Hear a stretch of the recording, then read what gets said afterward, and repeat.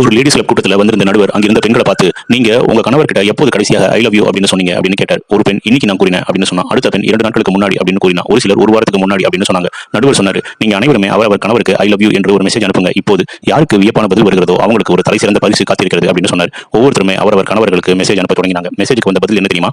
Number 1, அன்பே உனக்கு உடம்புக்கு எதுவும் பிரச்சனை இல்லையே அப்படின்னு அனுப்பிச்சாரு. 2வது நபர், இன்னைக்கு நீ சாப்பாடு செய்யலையா அப்படின்னு அனுப்பிச்சாரு. 3வது நபர், நான் குடும்ப செலவுக்கு கொடுத்த பணம் தீர்ந்துச்சா அப்படின்னு அனுப்பிச்சாரு. 4வது நபர், என்ன பிரச்சனை உனக்கு அப்படின்னு அனுப்பிச்சாரு. 5வது நபர், நீ கனவு கண்டுட்டு இருக்கியா இல்ல நான் கனவு கண்டானா அப்படின்னு போட்டிருந்தார். 6வது நபர், இன்னைக்கு போன கல்யாணத்துல உன் ஃப்ரெண்டு போட்ட நகை டிசைன் ஏதாவது உனக்கு ரொம்ப பிடிச்சி வாங்க பிளான் போட்டிருக்கியோ அப்படின்னு கேட்டார். 7வது நபர், நான் ஏற்கனவே ஆஃபீஸ்ல பல டென்ஷன்ல இருக்கேன், இதுல நீ வேற அப்படின்ற மாதிரி அனுப்பிச்சாரு. 8வது நபர், என் காரை எடுத்துட்டு போய் மறுபடியும் எங்கேயாவது முட்டை வச்சிட்டியா அப்படின்னு கேட்டார். 9வது நபர், இந்த சீரியல்ல பார்க்காதன்னு எத்தனை தடவை சொல்லியிருக்கேன் கேட்டாதானே அப்படின்னு அனுப்பிச்சாரு. 10வது நபர், குழந்தைகளை பள்ளிக்கூடத்துல கூட்டிட்டு வரணுமா அப்படின்னு போட்டார். கடைசியாக பரிசு பெற்ற பெண்ணுக்கு வந்த மெசேஜ் என்ன தெரியுமா?